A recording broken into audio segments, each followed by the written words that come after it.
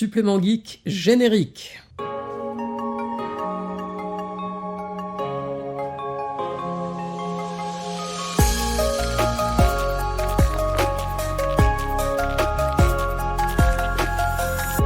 Aujourd'hui, dans Supplément Geek, ça sent le papier et l'encre, ça sent les capes et les masques, ça sent le danger dans les rues de New York et Gotham, mais ça sent aussi le fasolia et les baklava. Puisque dans cet épisode aujourd'hui, mes petits geekouniou, on a un fanat de comics, Carlito. Comment ça va, mon Carl ? Ça va super, et toi ? Je suis vraiment content de t'avoir dans le podcast parce que ça fait quand même longtemps qu'on ne s'était pas vu. C'est vrai. Et faire un épisode avec toi, c'est toujours cool. C'est le 3e que tu fais quand même. Et ouais. Mais là, on va vraiment parler de toi aujourd'hui. D'habitude, on parlait un petit peu plus de comics, de nos lectures. C'est ça. Là, on va parler de Carlito. Carlito, à ne pas confondre avec McFly et Carlito. Exactement. Ça n'a rien à voir, même si t'es au moins aussi légitime que lui à porter son nom. On va pas leur demander d'enlever le leur, parce que sinon on va prendre un procès. C'est sûr. Je vais perdre de l'argent, je pourrais plus acheter de comics, et j'aurai plus de bibliothèque et plus de podcast. Après, la différence, c'est Carlito avec un K. C'est ça, c'est Carlito avec un K. Et toi, c'est parce que c'est ton prénom. Lui, c'est son nom de famille. Écoute, pour les gens qui te connaissent pas, ou qui te connaissent pas encore, qui vont te connaître, comment est-ce que tu te présenterais en quelques mots pour nous dire quel genre de super-héros tu es ? Alors, comment je me présenterai ? Très bonne question. Je suis quelqu'un de curieux, je m'intéresse à plein de trucs, plus particulièrement aux comics, et j'essaye de toujours voir un côté un peu transcendant aux différentes choses que je fais. Ok. J'essaie de trouver du sens un peu. À tout ce que tu entreprends, Ouais. tout ce à quoi tu t'intéresses. Je sais pas si t'as déjà écouté le podcast, mais d'habitude, je pose cette question à tous les invités, c'est à quoi ressemblerait ta carte de visite geek ? Mais pour toi aujourd'hui, on va changer la règle, et je vais te demander à quoi ressemblerait ta couverture de comics. La couverture de comics Carlito. Couverture de comics Carlito. Sous un ciel de pluie, la nuit, avec une ville illuminée en arrière-plan. Ça serait quoi comme ville ? Ce serait Paris ou Gotham ? Très bonne question. Je pense que... non, en vrai, no joke, je verrais plutôt Beyrouth. Beyrouth. Alors c'est marrant parce que justement on va en parler après. Et donc la pluie, Beyrouth illuminée, avec toi dedans, Avec moi dedans, ouais. et Carlito écrit juste C'est ça. au-dessus. Ou en dessous, ouais, ça Ou en dépend dessous. de l'angle. Ce serait qui le dessinateur ? Ça serait qui le dessinateur ? Je vois bien un Gabriele Dell'Otto dessiner. Ah bah évidemment. Moi, si les gens connaissent pas, faut qu'ils aillent voir Gabriel Dell'Otto parce que c'est vraiment un taf tellement magnifique. Et pour le coup, la nuit et la pluie, il sait très bien le faire. Ouais. On a vu des Spider-Man incroyables avec lui. Alors, tu sais qu'en intro, je parlais de baklava et de fasolia. Au-delà de la blague, c'est parce que toi, t'es pas né à Paris. Non. T'es né donc au Liban, Tout à fait. à Beyrouth. À Byblos. À Byblos. Ok, ah, bah, je savais pas. Mais t'as vécu à Beyrouth ou... Oui. Un petit peu. Oui. Ok. Et du coup, tes premiers pas dans le comics, tu les as fait là-bas. Alors, mes premiers pas dans les comics, oui, tout à fait, je les ai fait là-bas. Parce que je ne suis pas le premier de la lignée à être fan de comics. Ouais, Je suis un peu une continuité, on va dire. Je suis Ouais. le deuxième volet. c'est ça. Euh, Qui c'est qui l'a ouvert en premier le volet ? c'est mon père. C'est ton père, ouais. C'est mon père qui est fan de comics depuis les années 60-70, enfin, depuis sa jeunesse à lui. Ouais. Et c'est en grandissant dans cet univers-là que forcément... Du coup, tu crois que c'était conscient le fait qu'il t'ait transmis ça ou t'as chopé le virus du comics un peu à ton insu ? Je pense que c'était... si c'était à mon insu, peut-être que j'en aurais fait un rejet à l'adolescence, etc. Alors que non, tu vois. C'est-à-dire que j'ai été exposé à ça, mais j'ai aussi aimé ça et j'ai, on va dire, découvert un peu là où je me trouvais dans cette passion-là. Plutôt que juste suivre ce que mon père aimait, etc., me limiter qu'à ça. Non, j'ai vraiment développé mes propres goûts, mes propres affinités, ce que j'aime moins. Ok. C'était quoi ton premier comics du coup ? Mon premier comics... Vraiment le tien ? Le mien à moi. Ouais. Très bien. 1995, c'était le Batman Man-Bat numéro 1, qui est une mini-série de Jamie Delano et John Bolton. Pas du tout adapté à mon âge à l'époque, mais bon, je pense que mon père a dû voir un comics Batman avec une cover stylée, il a dit allez, on lui achète. Et voilà, c'était mon tout premier comics. Ok. Et mon deuxième, je pense que c'était l'adaptation en comics du film Batman and Robin. Ah oui, ok. Il y a eu une adaptation de Batman et Robin en comics. Ouais, tous les films Batman jusqu'à The Dark Knight ont été adaptés. Je vois celui de 89, Tout à fait. parce qu'il y a écrit en gros Batman 1989, je crois en plus, sur la cover. Ouais. Je dis pas de bêtises. C'est Batman. C'est juste écrit C'est Batman. juste Batman, mais avec la police d'écriture de... Ouais, c'est ça, du film. Mais effectivement, je savais pas pour les autres, tu vois. Ouais, ils ont tous été adaptés. Batman Begins a été adapté en comics, mais Ouais, je ok. sais pas pourquoi, pour The Dark Knight, ils l'ont pas fait, et puis Ok. après, ça s'est perdu. Moi, par contre, j'avais vu que plus récemment, le The Batman de Matt Reeves, il y avait eu un comics Riddler Tout à fait, écrit par Paul Dano. tout à fait. Que j'ai les issues ici. Et Là. dessiné par Stevan Subic, qui est un incroyable dessinateur. Ouais. Ouais, il a fait pas mal de choses, mais moi, ce qui m'a surtout intéressé chez lui, c'est ce qu'il a fait sur Batman. Ouais, en même temps, Batman, c'est quelque chose qu'on partage tous les deux. C'est peut-être pas ton personnage préféré, Batman. Si, Si? clairement. Ah, j'allais dire peut-être un autre. Peut-être un autre qui a des petites pointes aussi sur la tête. Bah, j'aime beaucoup Daredevil, en effet. Chez Marvel, on va dire que c'est mon personnage préféré, mais je suis... Voilà. T'es vraiment Batman. Ouais, je suis vraiment Batman. T'es vraiment Batman. Avec le recul, est-ce que t'arrives à identifier ton vrai moment où tu t'es dit, ok, c'est mon déclic. Là, tu comprends que le comics, c'est pour toujours. C'est peut-être pas avec le comics d'ailleurs. Hein. Ça se trouve, tu es devenu geek avec autre chose. Mais le moment où tu t'es dit, ok, je suis un geek, c'est comme ça parce que... Je pense que je mettrais une différence entre là où j'ai su que c'était pour toujours, mais en entrant dans l'univers des super-héros, là où j'ai senti que c'était pour toujours en rentrant dans la culture entre guillemets geek, et là où c'était pour toujours quand je suis vraiment rentré dans le comics. Ok. Parce que je pense que c'est trois choses qui peuvent sembler similaires, mais dans la culture française, c'est un peu différent, parce que, bon, on en parlait en off, mais il y a eu la culture Club Dorothée, la culture des dessins animés dans les années Ça, on en parlait 90. il y a vraiment très peu de temps, juste avant d'enregistrer. C'est ça. Et voilà, on a eu de la chance dans les années 90 d'avoir eu des dessins animés qui étaient exceptionnels, et il n'y a rien à dire, ils étaient exceptionnels. Ouais, c'est vrai. Hein. Donc je pense que mon entrée, on va dire, définitive dans le super-héroïsme, je pense que je devais avoir 2 ou 3 ans. J'aimais beaucoup dessiner même à l'époque. Et comme je voulais que ma famille sache que c'est mon moment un peu, sans vouloir me comparer à lui, mais un peu à la Antoine de Saint-Exupéry, Ok. je voulais que ma famille sache que je dessinais des super-héros. Et en fait, ce que j'ai fait, c'est que j'ai piqué la cassette de Batman 89 de mon père et j'ai dessiné les lettres sur le dessin. Le premier mot que j'ai écrit, c'était Batman. C'est Batman. Ouais.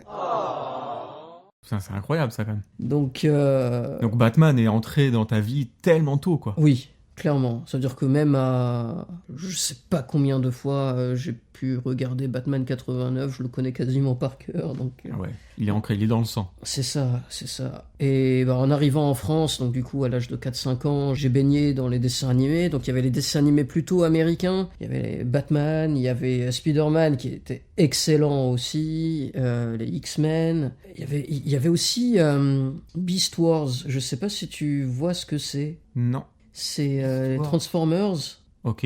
en animation 3D. Et les robots s'étaient crashés sur Terre. Je pense qu'il y a un laps temporel, t'as pas de machine. Et donc au lieu que ce soit des machines qui deviennent des robots, ce sont des animaux qui deviennent des robots. Ça me dit quelque chose vite fait, mais j'ai l'impression de voir une panthère qui se transforme C'est un peu exactement ça. Les jouets étaient exceptionnels. Ouais. Je vois la panthère, je crois. Ça me dit un truc, mais c'est très loin pour moi. Ouais, bah, c'était les 90s, donc tu as l'animation un peu vieillie aujourd'hui, mais tu sens qu'il y a vraiment eu un travail et que scénaristiquement parlant, c'est très poussé. Ah ouais. T'as toute une réflexion philosophique. Donc là, on parle de dessin animé. Hein. Ouais. Ouais. Et il y a aussi en parallèle en France la culture du manga. Oui. Donc, bien entendu, Dragon Ball Z qui était le summum Ah ouais, c'était fou. du manga dans les années 90. Avec les cartes dans les cours de récré, c'était incroyable. C'est ça, c'est ça. Il y a eu les Chevaliers du Zodiaque aussi, je suis très fan. Peut-être un peu moins, mais il y avait Albator, il y a Ken le Survivant, enfin tous Ouais, ces... on a eu vraiment énormément de Voilà, choses. le Club Dorothée qu'on connaît, quoi. Bah, d'ailleurs, aujourd'hui, tu portes un sweat avec Goku, quoi. Exactement. C'était pour pas faire trop Batman, tu vois. Donc, il fallait casser un peu le... Mais on reste dans le côté geek assumé. Et un jour, je me souviens, j'étais encore à l'école, je pense que j'étais en CM1. Je vais chez un ami, bon, on a perdu contact depuis malheureusement, mais voilà, qui lui aussi, à 9 ans, avait beaucoup de comics de ses parents chez lui. Et en fait, je me suis dit, en fait, j'en ai chez moi, bah tu sais quoi, je pense que je vais un peu me lancer dedans. Sauf que ça tombait pile à la période où on déménageait pour aller à Abu Dhabi. Donc je devais en avoir acheté un ou deux. J'avais acheté du Spider-Man à l'époque. Je me souviens qu'il y avait du John Byrne et du John Romita Jr. Donc Ah ouais. c'était... Bah, à C'est fou l'époque... que tu te souviennes de ça. En fait, c'est parce que je suis retombé sur des back issues et en tu effet, t'es souvenu oui, de- je me suis dit, ok, waouh. En fait, même les comics auxquels j'étais exposé à l'époque, qui étaient de l'actualité pour la période, bah, c'était du John Byrne et du John Romita Jr. Donc c'était du très bon, quoi. Ah ouais. Et mon père à côté qui des fois de temps en temps achetait des comics de sa jeunesse, donc t'avais du John Romita Senior Bah ouais. sur Spider-Man, du Batman de Neil Adams, voilà tout ça, quoi. Et en arrivant à Abu Dhabi, tout était en anglais, ma mère m'avait incité à apprendre la langue. Et en allant dans une librairie, voilà, j'étais tombé sur des comics et j'étais là, ok. Les Avengers, Iron Man, les 4 Fantastiques, j'ai tout pris. C'était facile de trouver des comics, même au Liban. Alors, le Liban, t'as peut-être moins de souvenirs, mais à Abu Dhabi, peut-être que il y avait des librairies déjà qui étaient. Ouais, alors il y a un truc qui est très intéressant Spécialisé. là-dedans, c'est que ça sortait tous les mois Ok. et tout était du newsstand. Alors pour ceux qui n'y connaissent Ça pas parle. vraiment le comics, ça va peut-être pas leur parler. Dans les impressions aux États-Unis, il y a une différence qui est apparue à peu près autour des années 70-80 plutôt, entre les comics qui étaient dédiés aux boutiques spécialisées, qu'on appelle des direct editions, et ce qui était vendu de manière un peu plus random dans les kiosques à journaux, ce qu'on appelle des newsstands. Et généralement, les newsstands ont une plus grande valeur, pour la simple et bonne raison que comme ils sont traités comme tout autre magazine, les vendeurs n'y faisaient peut-être pas si attention que ça, pas autant que les spécialistes du moins, et par conséquent c'est plus difficile d'en trouver en bon état, voire en très bon état, sachant que les tirages étaient en moins grande quantité, donc voilà, c'est des petits détails qui font que... Ouais, c'est un détail de collectionneur là. J'ai découvert ça beaucoup plus tard parce que la plus grande partie de ma collection est encore au Liban. Tous les comics que j'ai achetés pendant cette période, donc on parle de toutes les années 2000 jusqu'à la fin du newsstand qui était en 2010 ou 2011, tout était du newsstand. Ok. Tout. Donc là, toute ta collection de l'époque en tout cas. Ouais, c'est du newsstand. C'est ça, c'est du newsstand. Donc c'est des trucs qui cotent. Potentiellement, après il y a toujours du 90%, c'est pas très intéressant, mais il y a eu des petites perles vraiment qui... Je me serais jamais dit que ça pouvait monter en valeur, quoi. Et tu veux pas les récupérer sur Paris? Tu serais pas content de les avoir Si, mais... T'as pas la place. On en reparlera. mais voilà, donc j'ai commencé avec du Marvel. Je me suis remis à Batman 1 an plus tard. J'ai récupéré à l'époque la collection de comics de mon père au Liban chaque été où j'allais là-bas. Donc j'y allais tous les étés. Et donc au final, ça m'a vraiment baigné dans cet univers-là. Donc en fait, t'as des collections à Paris, à Abu Dhabi et à Beyrouth? On peut dire ça. Le mec a des pions partout. Il y a des comics libanais ou, en tout cas, écrits... Ouais, alors... Tu les trouves qu'en VO? Alors, des comics libanais, je ne sais pas. Mais en tout cas, le Liban était un des principaux éditeurs de comics en langue arabe. Et donc, tu peux trouver des très très bons trucs, des très bons comics traduits en arabe. Ils sont en noir et blanc. Ça, c'est trop bien. Qui datent des années 60-70, voilà, en arabe, qui ont été édités au Liban. Et ils continuent de le faire? Non, malheureusement. Ah ouais. Plus personne ne lit. Au Liban, déjà, c'est très compliqué. Dans les pays arabophones, malheureusement, les gens ne lisent plus tant que ça. Ouais. Ça commence un peu à revenir. Mais c'est vrai que quand tu es face à la pauvreté, ou quand ça s'est pas vraiment transmis, ou quand tu es en zone de conflit, etc., voilà, lire du comics, c'est peut-être c'est pas la priorité. Pas forcément ta priorité, voilà, exactement. C'est largement compréhensible. Mais à Abu Dhabi, par contre, peut-être plus. Ça a commencé, il commence à y avoir des comic shops aux Émirats. Ouais. C'était pas le cas quand j'étais en train de grandir là-bas, donc j'étais vraiment un îlot dans l'océan, mais... Bah oui, mais aujourd'hui j'ai l'impression que c'est un truc qui... Oui, parce que t'as eu les films. T'as eu les films. Ouais, c'est ça. C'est surtout par rapport au cinéma que le comics est un peu monté en puissance. En puissance. Ouais. Et aujourd'hui, tu dirais que tu lis à peu près à quelle fréquence des comics? Combien tu lis de comics par mois? J'essaye d'en lire un par semaine en moyenne. Ok. C'est pas toujours le cas parce que on bosse, on a la vie en fait qui fait que des fois c'est pas toujours facile. J'essaye aussi de diversifier un peu mes activités, donc peut-être faire des activités plus culturelles, faire du sport, passer du temps avec ma chérie, etc. C'est pas toujours évident. Oui. D'ailleurs, t'as d'autres geekeries? Est-ce que j'ai d'autres geekeries? Moi, je sais que par exemple, t'aimes bien le cinéma. J'aime beaucoup le ciné. Mais est-ce que c'est au même niveau que le comics? Non, mais j'essaye de me regarder 50 nouveaux films par an, donc ça fait à peu près un nouveau film par semaine. Ouais, c'est ça. J'essaye de faire ça. C'est plutôt pas mal. Donc là, tu comptes pas les films que tu as déjà vus. Exactement. C'est vraiment des nouveaux films que tu n'as jamais vus. Et c'est sans compter les séries ou les dessins animés. Ok. Donc forcément, à la fin, il faut faire des sacrifices. Mais par exemple, je préfère miser sur des nouveaux films plutôt que de regarder pour la 1000e fois, je sais pas moi, Le Parrain ou... je donne ça comme exemple. C'est un excellent film, mais voilà. Oui. Est-ce que j'ai d'autres geekeries? J'étais très mélomane fut un temps, maintenant beaucoup moins. C'est vraiment comics et ciné, quoi. J'essaye de penser. Je lis beaucoup aussi, des bouquins. Ok, ouais. Je suis fan d'histoire, fan de géopolitique. Ça, c'est un trait que tu partages avec une personne qu'on connaît tous les deux, qui est ta sœur. Tout à fait, absolument. À qui on passe le bonjour. Ah bah évidemment, Rita, coucou. En termes de bouquins, je me donne comme objectif aussi chaque année de lire 12 bouquins par an, donc un par mois. Ok, moi je suis à peu près au même rythme que toi, je crois, sur les bouquins. Je me force un peu à lire. Ouais. Parce que c'est dur, hein. C'est dur parfois, surtout quand on est habitué aux réseaux sociaux. Je sais pas si t'as ça, mais des fois c'est très dur de se concentrer. J'ai la même maladie que toi et je me rends compte de plus en plus, et ça c'est vraiment horrible quand tu t'en rends compte. Maintenant, quand je regarde une série, il y a des moments où j'ai envie de prendre mon téléphone dans la main et ça me sort de la série. C'est fou, hein. Ouais. Et ça me le fait pas au cinéma. Cinéma, je m'en fous. Je suis au cinéma, je sais que je suis là pour ce moment-là, et je sais pas, l'ambiance peut-être, ça te met dans le film. Par contre, si je suis à la maison, j'ai vraiment le bras qui me démange d'aller chercher ce téléphone pour rien faire. Absolument. Pour scroller ou pour... Ouais. Non, c'est vrai. Après, il y a un truc aussi. Au cinéma, t'es pas tout seul. Et en fait, tu sais aussi, dans une certaine mesure, que ça fait chier les gens si tu sors ton portable. Bon, alors, il y en a de plus en plus qui le font et qui en ont rien à foutre. Hein. Ce qui est pas très cool de leur part, non, en vrai. On est d'accord. Mais j'ai vécu là, il y a pas longtemps, je suis allé voir, je sais plus ce que je suis allé voir, The Running Man. Et il y avait un groupe de 3 mecs juste devant moi. Toutes les 5 minutes, ils étaient sur leur téléphone, ils prenaient en photo l'écran, ils parlaient. Et ça, je le vis de plus en plus. C'est pas très cool. Non. C'est un peu un manque de respect pour les gens qui sont avec toi dans la... Bah, ils sont pris des réflexions, mais ils continuaient. Tu vois. Donc bon, écoute, c'est un peu relou, quoi. Mais c'est comme ça. Et tu lis tout ce que t'achètes, ou il y en a que tu gardes en blister et interdiction de les toucher? Alors ça dépend, parce qu'il y a des comics que j'achète pour la lecture, et il y a les issues que j'achète par plaisir, par collection, par on va rentrer dans le sujet. Appréciation pour, on va dire...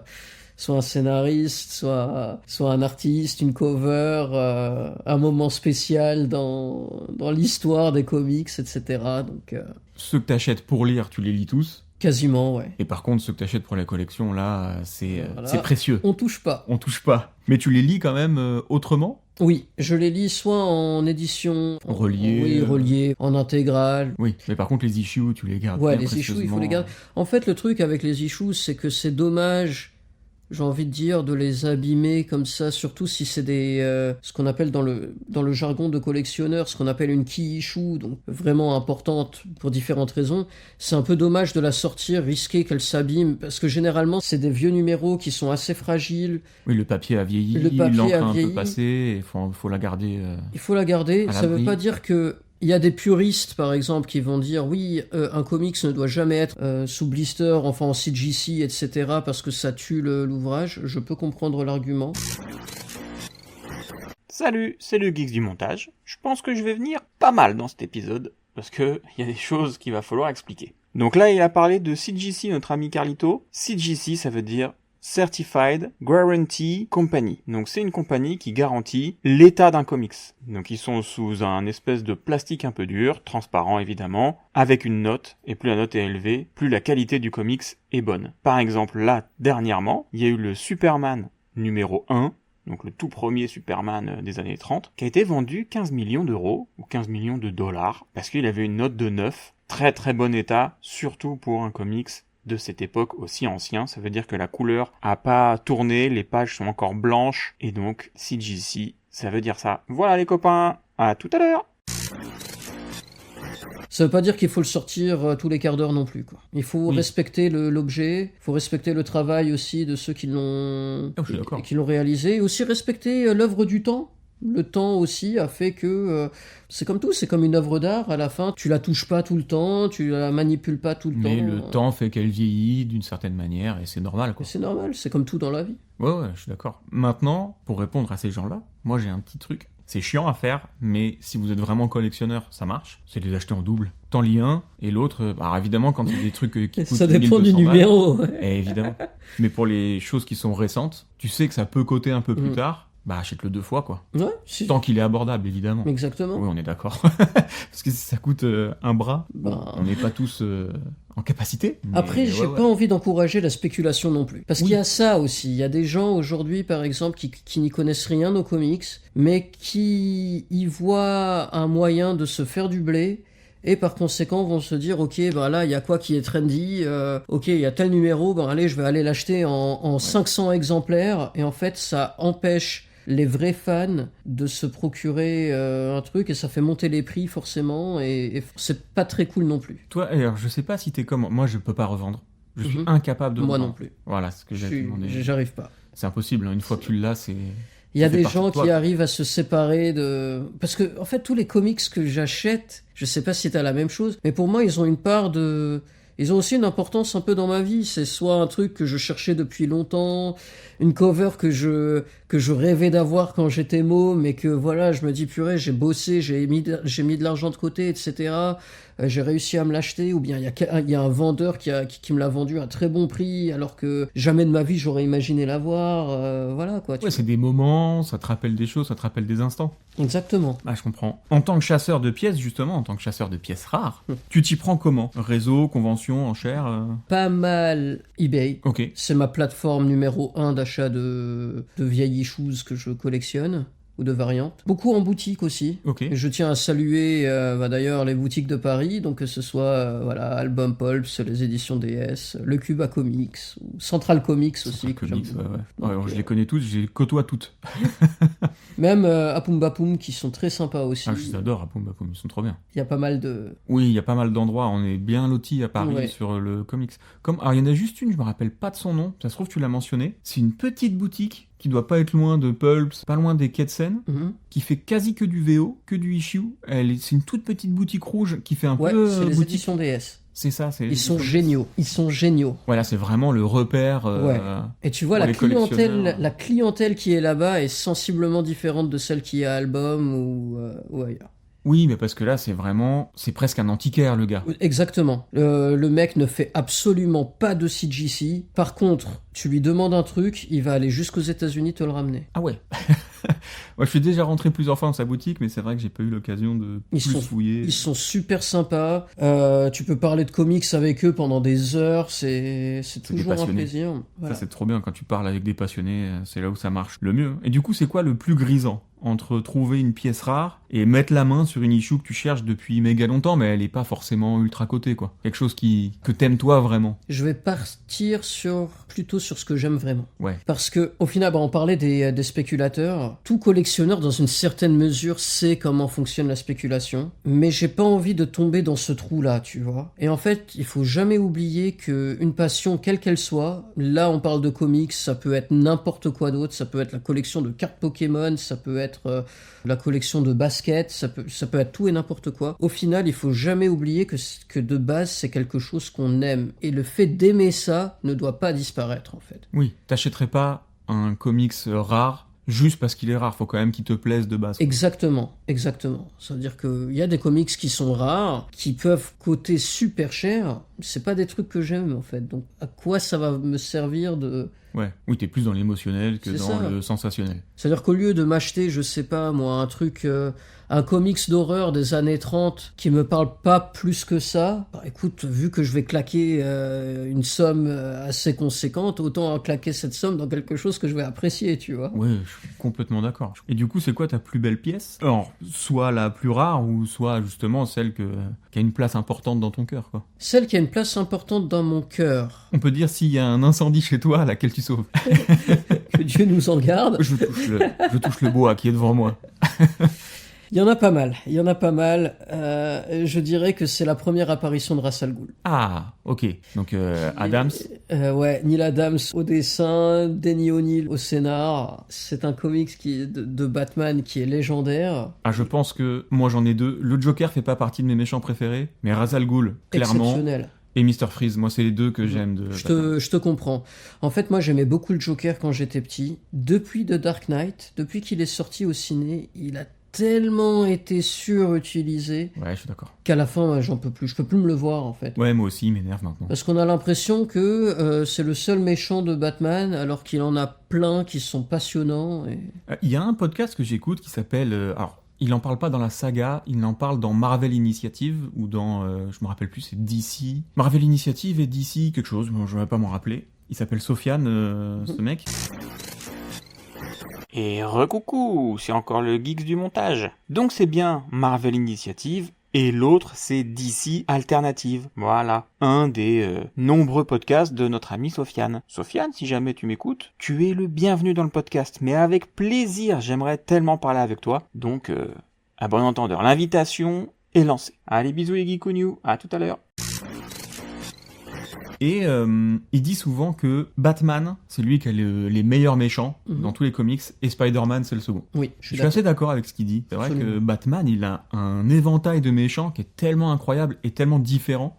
J'aime tous, moi. Clayface, il est fou. Le Pingouin, c'est incroyable. C'est un mafieux, mais il est trop cool. Riddler, il est trop cool. Double Face, il est génial aussi. L'Épouvantail est très intéressant comme méchant aussi. Ah, je les aime tous. Même Man Bat, il est fou. Pareil. Ouais. Génial. Tu vois, par contre, je trouve que les méchants de Spider-Man sont mieux exploités dans leur diversité que chez Batman.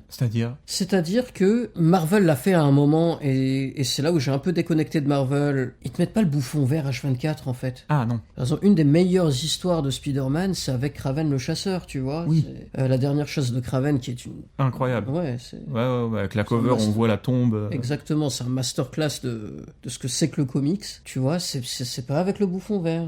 Non. Le bouffon vert, je trouve qu'il a pas la même place. Il est pas comparable au Joker. Même si il pourrait l'être dans le sens où le bouffon, le Joker, a un côté un peu clown, un peu voilà. Mais ça s'arrête là, quoi. Sinon, il est quand même plus profond. Déjà, on connaît plus son histoire. Le Joker, il est très mystérieux, finalement. Ça a été un peu son... Il est surexploité, quoi. Le mystère derrière les origines du Joker a un peu été l'élément bankable, en fait, du personnage. Exactement. Même si, à mes yeux, Killing Joke est la origin story du Joker par excellence, tu vois. Sans trop rentrer dans les détails du Killing personnage. Joke, c'est une pièce tellement à part dans Batman. Ouais, tout à fait. Est-ce que c'est le meilleur Batman ? Je sais pas. En tout cas, c'est vraiment une place tellement importante pour beaucoup de gens. Oui, et pour moi compris, certainement pour toi aussi. Ouais, bien sûr. C'est le Joker et ça pourrait pas être un autre... Et c'est un classique. Pourquoi ? Parce que voilà, t'as une très bonne équipe qui a travaillé sur The Killing Joke et c'est pas un récit long. Non, c'est vraiment même très court. Tu vois, c'est un... Ah ouais. C'est une issue avec quelques pages en plus, quoi. D'ailleurs, tu penses quoi de la réédition qui avait eu lieu il y a quelques années maintenant, où ils avaient changé les couleurs ? Ça, c'est très intéressant. Ils avaient changé les couleurs parce que de base, Brian Bolland n'aimait pas les couleurs qui avaient été utilisées dans la première édition. C'est ça. Et ben, figure-toi que je préfère les couleurs de la première édition plutôt que... Bah ouais, moi aussi je crois. Je trouve que ça fait plus années 80, le grain de la couleur est plus intéressant. Je pense qu'au début, j'étais ah ouais, c'est vrai, c'est plus les couleurs qu'il avait en tête, c'est cool et tout. Et plus je vieillis, j'ai les deux ici, et en fait quand je regarde l'ancienne, je trouve que... Alors c'est peut-être le côté nostalgique.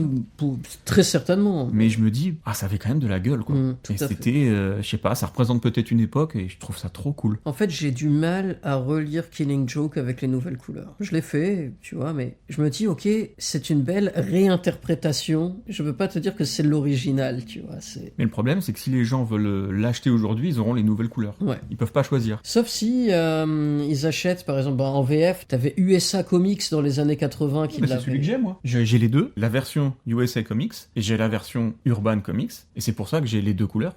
Et c'est vrai que ça change. Et ce qui est intéressant, c'est que USA Comics éditait les comics en format franco-belge. Ouais. Avec la reliure franco-belge. Et moi, j'ai les Witchblade. Ouais. Bah, d'ailleurs, si tu regardes juste à côté, tout en bas... Tout à fait. Et c'est clairement des BD, quoi. Ouais. Ils ont pas le format comics. C'est intéressant. Ouais, c'est marrant, je trouve. Ils sont un chouille plus petits que certains... tomes de BD, mais... Ouais, mais le format, c'est très fin. Enfin, c'est vraiment bizarre comme truc. Mais j'en ai plusieurs de USA Comics comme ça. Franchement, ils ont publié les grands classiques. Ah bah avant, il y avait même Semic. Ouais, tout à fait. Et USA Comics, il y avait pas encore... Panini Comics, ils faisaient pas Marvel. Urban, il n'y avait pas Urban. Et Glénat devait faire que de la BD, il faisait pas encore de comics. T'avais les éditions Lug aussi qui faisaient Strange et tout ça. Ah ouais, wow, ouais, là c'est encore avant. C'est encore avant. Mais en fait, Semic a repris Strange, si je me trompe pas, à une certaine période. Ouais, c'est probable. C'est dommage que tout ça n'existe plus. Ouais, bah aujourd'hui, comme on a les Big Two aux États-Unis, on a les Big Two en France. Bah ouais. Il y a Urban et il y a Panini. Ouais, c'est ça. Panini publiait du DC pendant une période. Ouais, complètement. Mais je crois que j'en ai. Je crois que je dois en avoir du... Peut-être pas du... Je sais pas s'il y a du Batman dedans. Ah, moi, j'ai du Batman... Par Panini.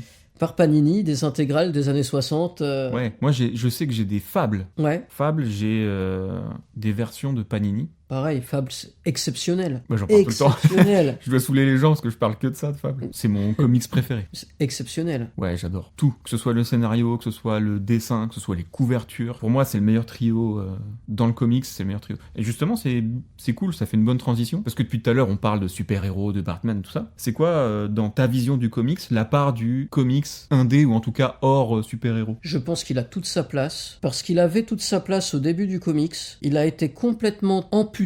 Il a été amputé du comics mainstream avec les censures des années 50, etc. Je pense qu'il essaye de revenir petit à petit, et c'est là qu'on retrouve les meilleurs talents. C'est dans l'indé. Ouais, je suis d'accord. Tu vois, James Tynion The Force. Oui. Incroyable, il fait beaucoup d'indés. Bien sûr. Vraiment trop bien, quoi. Bien sûr. Ranvi. Werther Del Herrera. T'as plein de...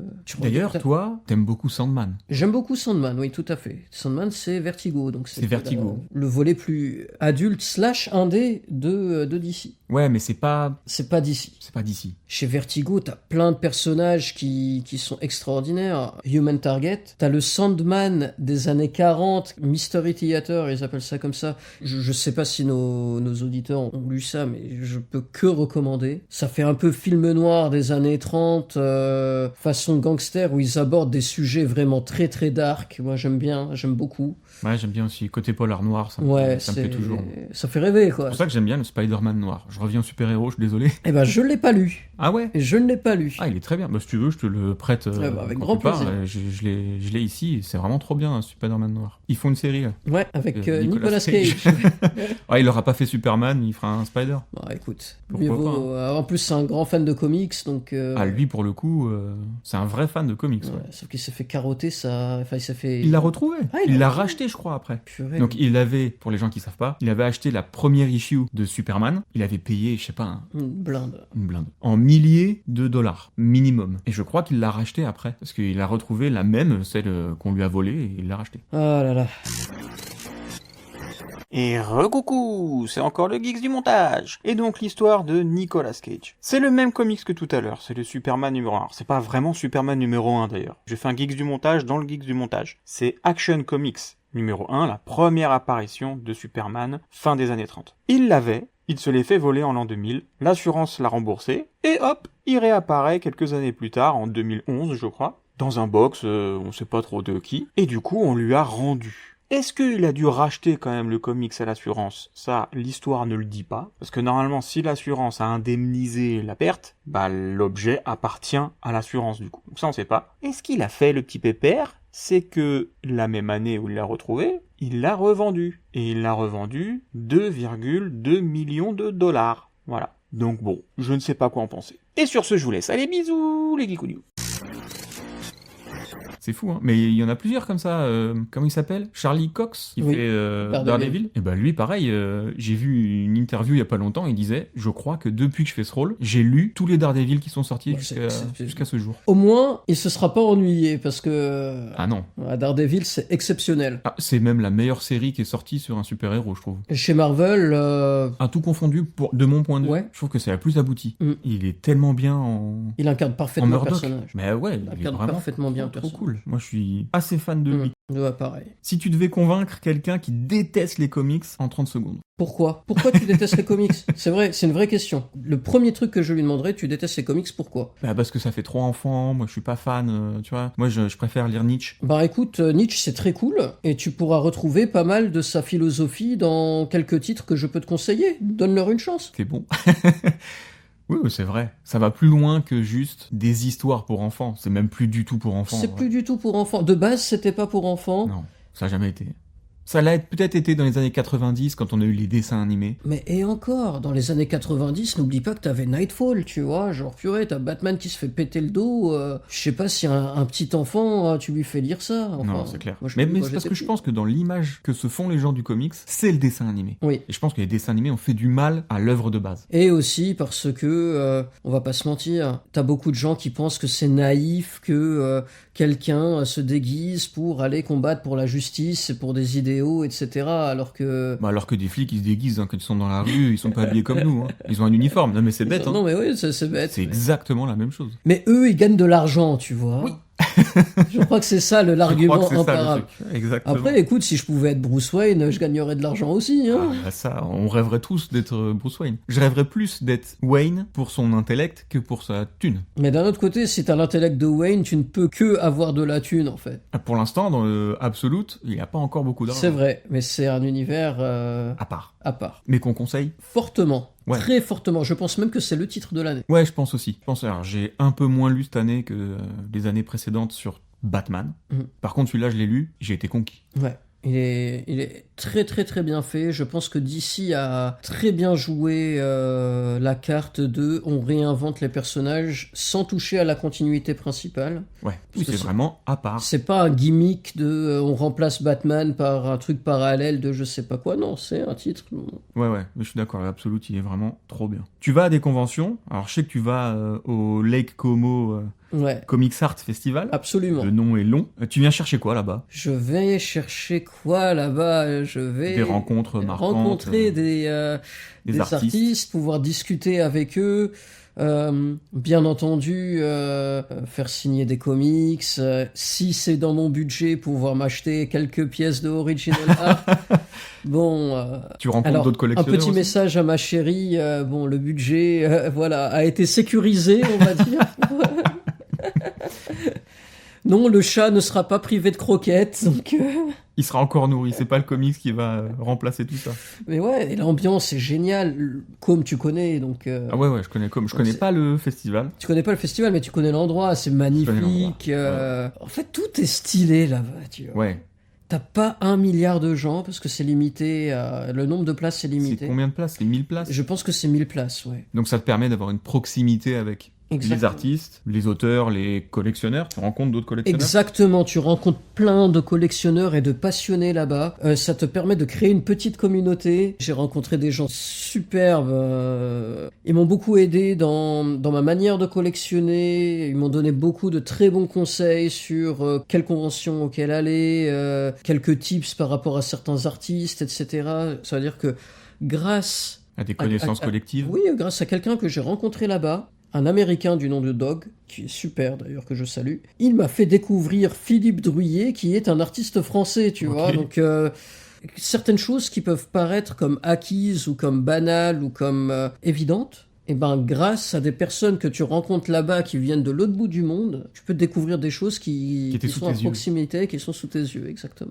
Et tu fais d'autres conventions ou c'est vraiment celle-là, celle qui... Alors celle-là, c'est celle à laquelle je vais, on va dire de base, parce que c'est quand même un budget, c'est quand même une organisation, etc. Après, dès que certains événements peuvent avoir lieu en France, généralement à Paris, j'essaye d'y aller. Oui, les Ouais. Comic-Con, tu y allais pendant un moment. Bah, malheureusement, les Comic-Con à Paris ne sont plus si intéressantes. Ah, puis surtout, elles se font plus, je crois, tout court. Ben oui, c'est ça, ouais. Je crois Tout à que l'année fait. dernière, il n'y en a pas eu, ou il y avait eu un projet, je sais même pas s'il a eu lieu. Je crois qu'il revient en 2026, mais je suis pas certain. Et recoucou les Geekouniou. Effectivement, on avait bien un Comic-Con en France. De 2015 à 2020, il s'était bien séparé de la Japan Expo. C'était un truc voilà, qui se faisait, qui s'appelait Comic-Con. 2020, Covid. Coucou le Covid. Terminado. Plus de Comic-Con. Et donc, jusqu'en 2024, il n'y en a pas eu après. Ça n'a pas repris. Et en 2024... eh ben c'est pas Comic-Con, c'est Comic-Con France. Et ça, en fait, c'est Comic-Con Bruxelles, si j'ai bien compris, qui s'occupe de faire un Comic-Con à Paris. Donc c'est pas la même équipe, c'est pas exactement la même chose. Ça fait quand même plaisir de voir du comics. J'ai vérifié, en 2026, il y aura une édition Comic-Con France, et je pense que vous m'y verrez, parce que j'ai très envie d'y pointer le bout de mon nez. Et voilà mes petits Geekou News, normalement je vous laisse tranquille jusqu'à la fin de l'épisode. Bisous, bonne écoute, en bonne compagnie avec Karl. Ciao ciao. Parce que fut un temps, on te ramenait Frank Miller, on te ramenait... Moi, j'ai vu Neil Adams. Bah, moi aussi, j'ai vu Neil Adams. Hein, Ouais, t'as ouais. la même... À la même convention Ouais. On n'y était pas ensemble. On n'y était pas... Je sais pas si on se... Je crois pas qu'on ait fait un Comic-Con ensemble. Hein. Parce que moi, les fois où tu y étais, je pouvais pas y aller. Ouais. Parce que je travaillais le samedi-dimanche à l'époque. Mais j'ai quand même pensé à toi. Et tu as pensé à moi, tu m'as ramené signé un House of M. Ouais, De par Olivier Olivier Coipel. Coipel. Ouais. Et ça, j'étais comme un enfant, quoi. Bah ouais, c'est dommage qu'on le voit pas plus souvent alors qu'il est français. Mais il habite pas en France. Ouais, bah... Donc je pense que il vient, à mon avis, il vient rarement. Mm. Et en tout cas, voilà, Neil Adams, je l'avais vu là-bas. Donc est-ce que c'était la même année? Je pense qu'il est venu qu'une fois. Mm. On a dû voir la même convention et on ne devait pas savoir qu'on y était tous les deux. C'est ça. Mais c'est exceptionnel d'avoir eu la chance de rencontrer Neil Adams. Pareil, il y avait Roy Thomas qui était là, il y avait Jim Starlin qui était là. Non mais c'est des titans Ouais, du c'est clair. comics, tu vois. T'avais, comment il s'appelle, le scénariste de X-Men, Chris Claremont. Ah ouais, Pareil, ce mec, pour moi, les X-Men, c'est lui, tu vois. ah, c'est clair. lui. Ouais, clairement. Ok, c'est sans cracher sur Astonishing X-Men, etc. Mais voilà, on va dire les grands classiques des X-Men, C'est lui. c'est 80% clairement. Ouais. d'entre eux, c'est Oh, je suis d'accord. Chris Claremont. Donc on a quand même vu des gens Très tellement stylés. importants. Ouais. Mais il y a une année, je sais pas si c'était à la Comic-Con, je crois que c'était en 2016, t'as eu Bruce Timm et Paul Dini qui sont venus à Paris. Ah ouais. Mais ça, c'était fou. Ouais, mais moi j'étais là aussi, ça. Moi aussi. Ouais. Mais on se connaissait pas à l'époque, je crois. Ah, si, on se connaissait depuis. Bah, je venais d'arriver en France, je sais pas si... Ou bien En je savais... 2016. Ouais, je suis arrivé en France en 2016. Ou bien je savais pas que t'étais dans les comics. Ah, peut-être. Peut-être que c'était J'ai l'impression qu'on se connaît depuis tellement de temps. mine de rien, 2016, c'est il y a presque 10 ans. Hein. Putain, me dis Je suis pas arrivé ce en genre de janvier, choses. janvier 2016, ouais, c'est dans quelques semaines. Enfin, janvier 2026, c'est dans quelques semaines, je suis arrivé en janvier 2016. Ok. Ouais, non, moi je pense que j'ai commencé vraiment à aller dans des conventions style Comic-Con 2016. Si, j'y allais déjà. Mm. Mais peut-être qu'on se connaissait pas alors. C'est Oui, fou. on s'était vu aux soirées de Rita, mais on n'était pas D'ailleurs, merci à Rita de nous avoir présenté. nous avoir présenté parce Tout que à pour le fait. coup, c'est une amitié qui dure. Et donc cette année, t'as prévu d'aller en convention aussi? Ouais, je prévois d'aller au lac de Côme. Il faut d'ailleurs que j'achète mes billets assez vite. Ouais. Parce qu'il y a le billet du lac de Côme, il y a le logement, il y a le billet du festival, et il y a le budget comics / Ouais. original art. Donc, Ouais, c'est clair. T'y vas avec madame? je vais essayer d'y aller avec madame cette année. Il y a quelques confrères du Comics Corp qui vont venir aussi. Est-ce que tu peux expliquer ce que c'est le Comics Corp?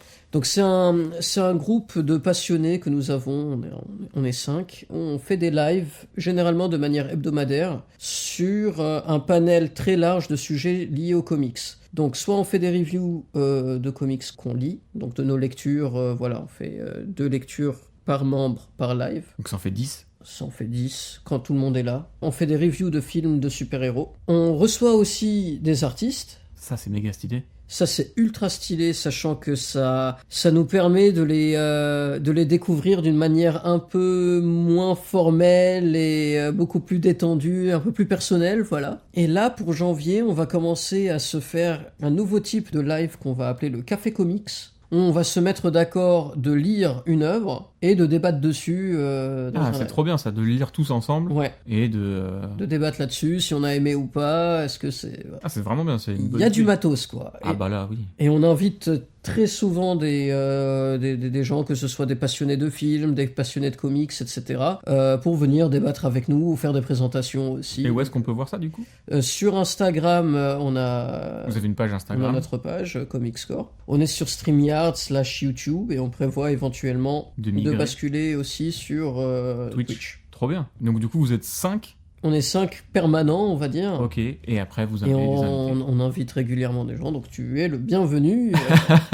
Avec plaisir. Et du coup, c'est tous des geeks aussi comme toi, Ouais, des collectionneurs. Fans de comics. Ok. Voilà. Beaucoup de gros lecteurs aussi, très Ouais. gros lecteurs de comics. Oui. Avec des profils assez variés. Et ce qui est intéressant, c'est que je pense aucun d'entre nous ne vit dans la même ville en France. Ah ouais. On est chacun dans une région différente. Ah, c'est marrant. Et vous vous êtes déjà rencontrés en vrai du coup? Ouais, il y en a un que j'ai rencontré en vrai à plusieurs reprises d'ailleurs, que je salue, qui s'appelle Amin Comics, Ok. avec qui je suis allé voir la dernière tournée de John Cena dans la Ah. WWE. Oui, j'aime beaucoup le catch américain aussi. J'ai On l'a pas grandi dit dans avec. tes autres geekeries. C'est vrai, c'est vrai. J'ai grandi avec aussi, donc voilà. On est parti voir David Lloyd à la boutique du milieu à Lyon. Ah, vous avez bougé. Et on est parti au lac de Caume ensemble l'année dernière. Ah, Donc ça, c'était stylé aussi. ouais. Ça crée du lien, ça crée une communauté, tu vois, et ça permet vraiment de développer ce réseau. Parce qu'il y a un truc que j'avais oublié de mentionner en faisant ma présentation tout à l'heure, c'est que autant aux Émirats Arabes Unis, où j'ai passé mon collège-lycée, et au Liban, où j'ai fait ma fac, des fans de comics, surtout dans les années 2000, t'en avais pas. Ouais, T'en avais pas. J'étais un îlot dans l'océan. ouais. Et avoir eu cette chance de pouvoir créer, de faire partie d'une communauté, de pouvoir créer un lien entre des passionnés de comics, de pouvoir discuter de ça, bah toi et moi, on peut en discuter pendant des heures et ouais, des heures. c'est clair. Et avec Hugo aussi, on peut en parler Ah oui, oui, oui. voilà, à n'en jamais finir. Hughes qui a déjà eu un épisode ici pour le jeu vidéo. Tout à Et fait. effectivement, on partage un amour pour Batman tous les trois. On avait fait un épisode. ensemble. Exactement. C'est beau en fait, ça crée vraiment quelque chose de beau, ça crée un lien autour d'une passion qui est toujours... Et du coup, quand t'étais plus jeune, fac, lycée, mhm. t'étais considéré comme un peu à part parce que tu Exactement. montrais que tu lisais des comics et les gens Exactement. comprenaient pas. J'avais des posters de comics dans ma chambre, enfin oui, bon, c'est ce que tu disais tout à l'heure, oui, c'est un truc de gamin. Ouais. Ouais, Mmh, mais c'était, ouais. écoute, je l'assumais, tu vois, genre oui, c'est un truc que j'aime, et si vous avez un problème, bah c'est tant pis pour vous, tu vois. Ouais. Donc le mot geek à l'époque, il n'y avait pas une résonance forcément positive, Puis il y avait pas une résonance positive, oui, mais après, écoute, à comme la ça fin, peut l'être aujourd'hui. à la fin, t'assumes ce que t'aimes, quoi, tu vois, je vais pas aller dire que non, j'aime pas les comics, je vais faire bien. m'intéresser à, je sais pas, moi, je m'intéresse aux voitures. Alors, écoute, je sais pas pour cracher sur les gens qui s'intéressent aux voitures, très loin de là. Ouais, Parce ouais. que je sais à quel point ils peuvent être passionnés, c'est quelque chose que j'admire énormément. C'est juste pas mon truc. Bah écoute, chacun a sa passion, tu vois. Ouais, ouais. Oui, c'est clair. Et donc du coup, en arrivant à Paris, c'était la même chose. En arrivant à Paris, c'était la même chose parce que, en fait, en arrivant en France, j'avais principalement mes amis des Émirats qui étaient là. Ok. Et donc, on partageait beaucoup de choses en commun, mais pas cette passion pour les comics. Ok. Mais avec le temps, en allant à des événements, en te rencontrant toi, en rencontrant des gens, bah en fait, tu tisses du lien. Oui, oui, oui, c'est clair. Encore une fois, hein, merci Rita. Tout à fait. Ouais, je pense que ce côté-là où on se voyait dans des soirées, on a été surpris de savoir qu'on aimait le comics Tout tous à les fait. deux au début. Bah, je pense d'ailleurs que c'est Emma qui m'a dit que t'étais fan de comics de la mort, quoi. Donc, Ah ouais, ouais, bah oui, oui, oui. Donc, ouais, quand j'ai su ça, j'étais là, bon, allez. Sinon, Ah, tu lis quoi Depuis, on se lâche plus, hein. C'est vrai. C'est clair. On a parlé de tout ça, des conventions, Mhm. de ta passion de collectionneur également. Mais aujourd'hui, tout ça, ça a forcément un impact sur ton quotidien. Comment tu vis ta passion chaque jour? Quelle place ça prend? Ça a une très grande place. Ça a une très grande place parce que dans la vie, la vie prend tellement d'espace, que ce soit par le travail, que ce soit par les tâches ménagères, que ce soit par le quotidien, etc., qu'à la fin, il faut avoir un espèce de socle sur lequel tu sais que quand t'es dedans, et c'est ton moment, c'est ton monde, c'est ton univers, et que personne ne vienne t'embêter. Pour moi, les comics, c'est un peu ça. C'est un peu ça avec d'autres choses. Bon, je t'ai dit, je suis intéressé aussi par l'histoire, par la géopolitique, mais je pense que le comics a quand même une très grande place là-dedans. J'ai aussi beaucoup de chance parce que ma chérie est très fan de manga, et en fait, je passe sur le manga grâce à elle, elle passe sur le comics grâce à moi, et en fait, on s'est un peu très bien trouvé dans le sens où il y a vraiment Ça, c'est le meilleur. cet équilibre, voilà. tu C'est la vois. chose la plus belle qui puisse se passer. Exactement. Je tiens d'ailleurs à beaucoup remercier Larissa pour ça, parce qu'elle m'a beaucoup soutenu dans mes passions aussi. Je sais qu'il y a certains couples qui malheureusement n'ont pas cette chance, où les passions peuvent être vues comme des futilités. Ouais, ou comme- incomprises. Ou incomprises, voilà. C'est dommage. Mais après, bon voilà, chaque couple a sa... Ouais, bah, je suis sa tout à fait relation. d'accord. On est des chanceux. Ouais. Parce que pour que j'ai... La bibliothèque que t'as, avec toutes les figurines et tout, oui, c'est vrai Ouais, que... heureusement qu'elle l'accepte, quoi. Mm. Vraiment, on a de la chance, effectivement. Et du coup, même dans ton boulot, dans ton rapport avec les gens, par exemple, Au est-ce que ça a un boulot- impact, cette passion? Ils sont pas très réceptifs. Ouais, Ils sont pas très réceptifs. On peut parler d'autre chose, mais voilà, les comics, c'est pas un truc qui leur parle. ok. Donc c'est pas un truc qui va t'impacter au boulot, c'est juste en dehors, quoi. Oui, c'est juste en dehors, Tu le exactement. vis quand t'es chez toi, mais pas forcément quand t'es... Mais voilà, tu vois, mine de rien, je fais des lives de manière hebdomadaire quand je peux. Mais il y a toujours, Oui, au ça moins prend une quand fois même du par temps, semaine, ouais, le comics a sa place dans mon quotidien. Ouais, c'est ça. Il a quand même une belle place même. Dans ton quotidien et dans ta bibliothèque. Bien entendu, surtout de la place dans la bibliothèque. Ouais. J'ai un meuble qui est dédié qu'à ça. Ouais, bah, comme tous. Et d'ailleurs, je pense qu'aujourd'hui, je suis bloqué par ça. Ah bah... Parce qu'on n'a pas assez de place. Et donc aujourd'hui, je suis obligé de me freiner. Eh ben ouais, c'est malheureux, mais en fait, c'est quelque chose qui arrive tôt ou tard. Bah non. Faut que j'achète un appartement plus grand. Absolument. Absolument. C'est ça la solution. On est tous les deux des lecteurs et collectionneurs. Qu'est-ce que tu penses qu'on cherche vraiment au fond quand on fait ça? Je pense que chacun cherche un peu son truc. Moi, ce que je cherche, c'est ressentir ce que je sentais quand j'étais môme en regardant des super-héros. Je pense que c'est un peu le cas pour la plupart. Il y a peut-être des gens pour qui c'est pas le cas, mais il y a vraiment le côté nostalgique, à mon avis, qui fait que on est pas mal dedans. Et j'aime bien aussi admirer le travail d'une très belle équipe ou d'un très bon artiste, tu vois, que ce soit équipe, je parle scénariste, artiste, Ouais, bien sûr. ou artiste plus, par exemple, artiste de cover, admirer une certaine époque aussi, c'est ce que je cherche, tu vois. Je peux trouver des comics récents qui me font sentir ça, même si c'est un tout autre style, même si c'est... Oui, mais moi tu aussi, sens que, je suis comme waouh, toi. tu vois, écoute, je suis fan incontestable de Batman, j'ai toujours trouvé que Spider-Man avait les meilleurs covers, de très loin. Ah oui. De très loin. De très très très loin. Et Marvel, en général, ont des meilleurs covers que DC. Ouais, je suis d'accord. Bah, souvent, elles se ressemblent, celles de DC, elles ont pas forcément de... Je sais pas comment dire, elles se démarquent pas. Mhm. Alors que c'est vrai que Marvel, j'ai l'impression qu'ils mettent beaucoup d'énergie C'est ça. à faire des covers. T'as de la particuliers. couleur, t'as de la perspective, t'as des... Je sais pas, t'as un truc, tu vois, même si tu regardes, par exemple, je sais pas, des covers de... C'est pas un super-héros dont je suis un fan absolu, tu vois, mais tu regardes des covers de Iron Man dans les années 80-90, ouais, ça a de la gueule. Ouais, c'est de la gueule, ouais. Ouais, je suis d'accord. Bah, c'est quand même Spider-Man qui est les plus belles, je pense. C'est Spider-Man qui a les plus belles. Et Daredevil. Daredevil a de très belles covers Il aussi. a vraiment de belles covers. Surtout celle de Frank Miller. Oui.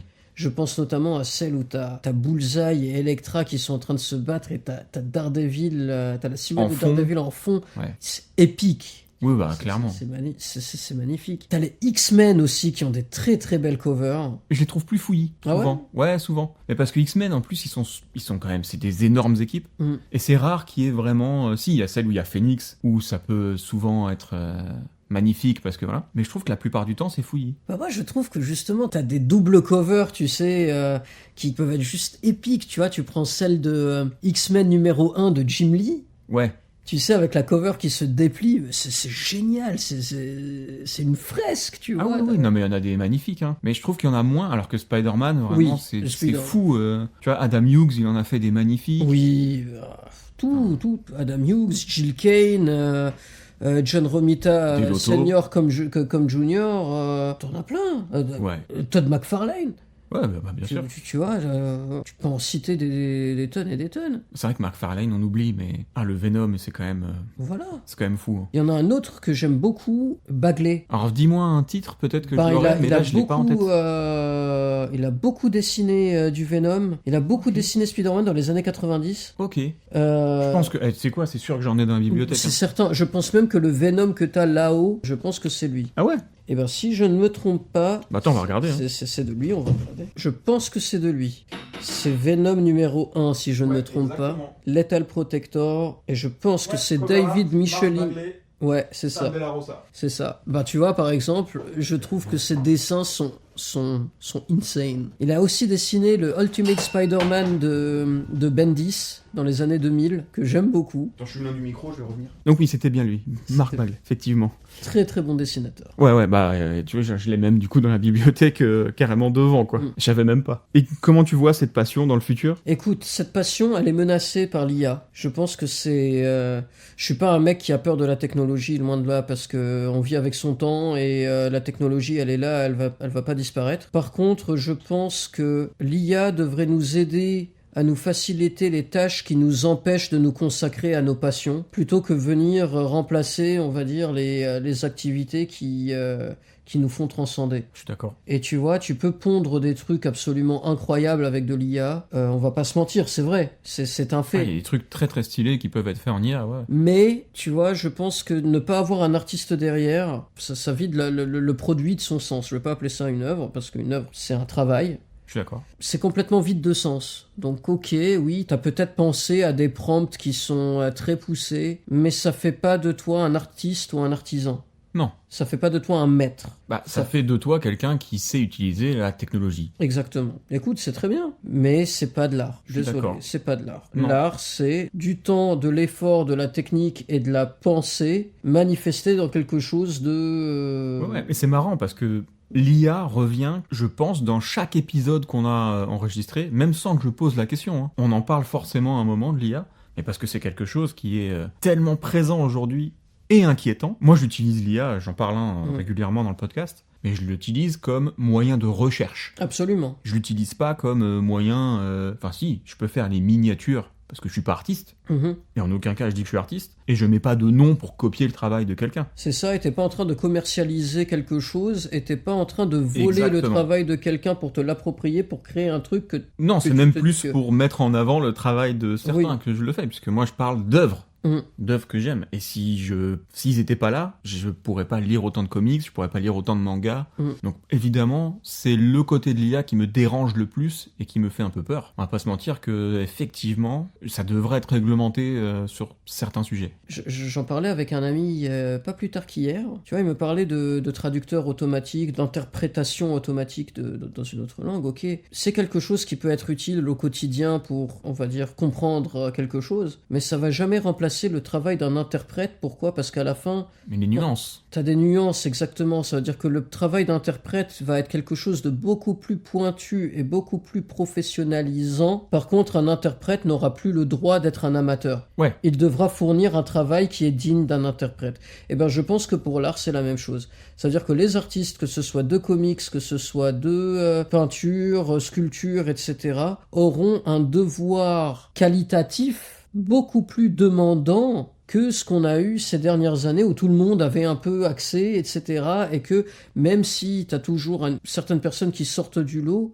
la compétition va être beaucoup plus dure, elle va être beaucoup plus je pense aussi. complexe. Et il va vraiment y avoir un travail qualitatif beaucoup plus grand qui va être demandé. De toute façon, c'est sûr que ça va égrener beaucoup. C'est-à-dire qu'il y en a forcément qui seront peut-être moins bons, et l'IA fera mieux qu'eux, donc tant pis. Et il y aura ceux qui seront vraiment excellents, c'est eux qui vont rester, à mon avis, c'est comme ça que ça va se... Je vais te donner un exemple qui me vient à la tête maintenant. Tu vois Dragon Ball Super, je suis pas très fan. Moi non plus. Même si je suis très fan de Dragon Ball Z, je suis pas très fan de Dragon Ball Super. Mais surtout les premiers épisodes. Encore une fois, je connais pas les conditions de travail, etc., des dessinateurs et tout, mais t'avais des épisodes qui étaient mal faits. Et ça, à l'heure de l'IA, ce n'est plus acceptable. Ouais. Pourquoi ? Parce que tu as un devoir en tant qu'artiste humain de montrer de la qualité. Pourquoi ? Parce que sinon, ton studio va faire appel à un prompt qui va te remplacer. C'est pour ça que je dis qu'il faut que ce soit réglementé, quoi. En fait, par exemple, il y a des choses sur lesquelles je serais peut-être plus permissif que certains, je sais pas. Mais si ça t'aide, par exemple, si tu veux faire une texture, tu vois, tu sais pas comment la faire, ou l'IA peut peut-être t'aider. Mais c'est pas pour ça que c'est à elle de le faire. Elle peut t'aider. Effectivement. À toi trouver quelque chose. Exactement. Ça doit être un outil d'aide à la décision, pas un outil décisionnaire. Exactement. C'est exactement ce que je pense. Et ouais, effectivement, ça c'est... pour l'instant, on n'en est pas là. Pour l'instant, on en est à l'IA est en train de manger les jobs de plein de gens. Oui, mais tu vois, c'est comme la bulle d'Internet. Ça veut dire que t'avais des dérives, tu vois, c'était devenu tellement grand, tout le monde voulait avoir un peu sa main dessus, ça va grandir, et à la fin, ça va s'autoréguler tout seul parce que ça se sera trop éparpillé. Oui. Tu vois, il faut pas oublier qu'on a des ressources qui sont quand même limitées, qui sont finies. Clin d'œil à Thanos. Ouais. Que tu as des capacités techniques qui sont certes extraordinaires, on va pas se mentir, mais qui sont limitées, et que à la fin ça doit se réguler parce que c'est l'ordre des choses en fait, tout simplement. Oui. Après, faut pas oublier que l'IA se nourrit de ce que l'homme crée. Effectivement. Donc il va falloir que pour qu'elle continue à être bonne, que l'homme continue de créer, parce que sinon elle pourra pas s'améliorer, elle restera sur quelque chose qui est déjà... Et si on empêche l'homme de créer, ce qui est le plus gros risque, parce que ça pourra décourager, etc., en fait tu arriveras à une stagnation. Ouais. Parce que tout ce qui peut être fait aura été théoriquement fait. Ce qu'on a un peu vécu sans l'IA, je pense, je reviens sur un sujet plus comics, mais quand je vois les films du MCU... C'est clairement ça. Mais on a stagné, Oui, mais pourquoi ? Parce qu'à la fin, on t'a dit, tu appliques cette formule, t'as pas le droit de sortir de... Je pense que c'est une question de délai, beaucoup. T'as une question de délai, t'as aussi une question de production. Faire de l'argent vite. Je pense que la production a demandé déjà de faire de l'argent vite, exactement. Mais aussi, vous devez mettre de l'humour, des one-liners, des trucs comme ça, tu vois. Ils ont mis plein de trucs qui n'existaient pas au tout début du MCU. Je pense que tu Tu t'en souviens Ah bah oui. Tu regardes le premier Hulk qui était censé être dans le MCU, donc celui avec Edward Norton. Ouais. C'était dark à mort. Ah bah ouais, complètement. Tu vois, alors qu'ils ont complètement supprimé tout ça pour laisser place. Après, t'as eu des très grands films dans le MCU, mais Pour moi, les plus grands films, ils sont dans les premiers. oui, Le Soldat de l'hiver, qui est quand même vraiment cool. ouais. Sachant que t'es pas fan de Captain America. Hein. Non, je suis pas fan, mais je dois bien reconnaître que c'est un bon film. Iron Man, forcément. Le premier, parce que le 2 et premier. le 3, j'ai pas trop Non, mais aimé. le 3, c'est une catastrophe. Et après, les autres, bah non, en fait, je vois pas, quoi. Bah, j'ai beaucoup aimé Thor 3. Je trouve qu'il avait une vibe très années 70 qui m'a plu. Ouais. Tu vois, ok, ils ont un peu ridiculisé. Pour moi, Thor, c'est un dieu viking. Genre, désolé, c'est pas le genre de mec à faire des blagues à la con, tu vois. Mais ça m'a plu. Écoute, C'est lequel, le 3 c'est celui où ils sont sur Battle World. C'est Non, pas Ragnarok sur Battle World. Ouais, c'est Ragnarok. C'est celui où ils sont sur le un peu en mode Planet Hulk. Où, Ouais, je vois très bien. où Hulk est- Bah, c'est exactement Oui. tiré de Planet Hulk, C'est je ça. pense. Bah, c'est là où il se retrouve à Exactement. devoir se battre en tant que gladiateur intergalactique. C'est ça. Qui est très bon, d'ailleurs. Je suis pas un grand fan de Hulk. Mhm. Si on doit en lire un, c'est Planet Hulk. Oui, et World War Hulk aussi. Oui, bah, les deux sont un peu liés. C'est l'un et la suite de l'autre. Voilà. J'ai beaucoup aimé aussi dans le MCU le premier Gardien de la Galaxie. Je trouve qu'il avait une très belle vibe. Premier Avengers exceptionnel. Exceptionnel. Pour moi, c'était un rêve d'enfant devenu réalité. Je suis pas fan des Avengers. Ah bah moi, tu vois, c'était mon rêve de voir plein de super-héros ensemble, tu vois, qui se décident de se réunir ensemble pour combattre quelque chose de Mais gigantesque. on avait déjà les X-Men. C'est pas la même chose. Parce que les X-Men, c'est pas des personnages en mode stand-alone qui se retrouvent dans un film. Oui. C'est un film qui parle de... D'ailleurs, les X-Men, ils ont fait le chemin inverse. Ils sont partis du groupe pour faire des films individuels. Enfin, pas Logan, pour faire Wolverine. Ouais, mais Wolverine, tu regardes le premier, Il est horrible. Les deux Wolverine, ils sont pas ouf. Par contre, Logan, Logan est exceptionnel. C'est Mais un masterclass. Mais c'est un film tiré à de part. Old Man Logan. Oui, et c'est un film à part. Complètement. Il n'est pas chronologiquement lié à quoi que ce soit. Tu peux le lier chronologiquement, mais il se regarde tout seul. Ah, mais il est incroyable. C'est un des meilleurs films de super-héros sortis ces dernières années. Rien à dire. Il est vraiment trop bien. Et d'ailleurs, c'est marrant que tu parles de match-up, on va dire. En ce moment, ils refont beaucoup de DC Marvel. Absolument. T'en penses quoi? Est-ce que tu as pu en voir? Je pense que c'est un coup de com'. Je Ouais. suis pas fan de ça. Je suis Ah ouais? pas fan. Non. Je comprends. Enfin. T'as eu du très bon qui avait été fait. T'as notamment le Batman Spider-Man contre Carnage et Joker qui était très cool dans les années 90. Mais généralement, c'est plus un coup de com. Et j'ai pas trop accroché, tu vois. Moi, je dois avouer Batman que Deadpool. j'ai craqué pour ça, j'allais le dire. Là, ils font Batman Deadpool et ils font Deadpool Batman. Ouais. Ils inversent les deux. Oui. Bon, c'est marrant. Moi, ça me fait marrer. C'est deux personnages que j'apprécie. Pareil, Donc mais j'ai envie de la voir, quoi. tu vois, t'as des crossovers tellement bizarres en ce moment. C'était justement I'm in Comics qui avait parlé de... C'était quoi le comics qu'il avait présenté? Transformers en crossover avec My Little Pony. Mais un truc complètement lunaire, tu vois. Mais ok, bon, je comprends que des gens, ça leur fait kiffer. C'est pas trop mon truc. Non, ça marche moins bien qu'avec les Tortues Ninja et Batman. Exactement. D'ailleurs, en parlant des Tortues Ninja, t'as les Tortues Ninja et Naruto aussi. Ah ouais, je crois que j'ai vu ça. Ouais. J'ai vu passer quelque part.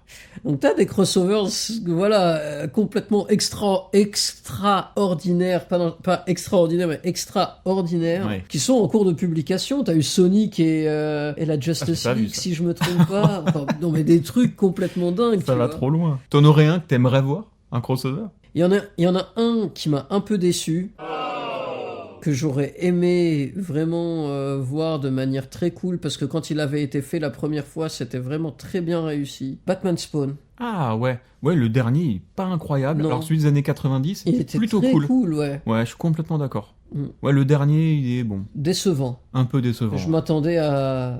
À l'époque, il y avait... C'est pas... Ah si, c'est un crossover, mais... Ils avaient fait plusieurs personnages, mais vraiment matchés en un seul. Ouais, c'était... Il y avait eu le Batman, Wolverine. Ça, c'était stylé. Eh ben, moi, je trouve pas. Ah ouais? En fait, je trouve qu'ils l'ont loupé. Pourquoi? Parce que l'histoire, elle est pas ouf. Ça vole pas très haut, il y a pas de fond. Après, oui, bah, c'est un crossover comme ça, C'est généralement. juste stylé. Oui, c'est juste stylé. Voilà, c'est juste stylé. Mais tu vois, il y avait tellement matière à faire quelque chose plus profond avec ces deux personnages qui sont quand même marqués par leur propre histoire, chacun, tu vois. Et en fait, ils sont pas allés là-dedans. Un truc qui est cool, que j'avais beaucoup aimé, je sais pas si tu les as lus, mais c'est Stan Lee qui réinterprète les personnages de DC. Ah ouais, non, j'ai pas lu ça. Donc il a réinterprété Batman, il a réinterprété Superman, c'est intéressant. Ok. C'est intéressant.